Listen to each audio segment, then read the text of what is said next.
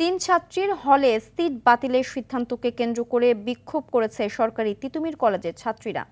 এ সময় সিট বাতিলকৃত ছাত্রীদের পক্ষে বিপক্ষে অবস্থান নিতে দেখা যায় শিক্ষার্থীদের। গেল রাতে তিতুমির কলেজের সুফিয়া কামাল হলের সামনে উত্তেজিত পরিস্থিতি সৃষ্টি হয়। একসময় প্রধান ফটকের সামনে জড়ো হতে থাকেন ছাত্ররাও।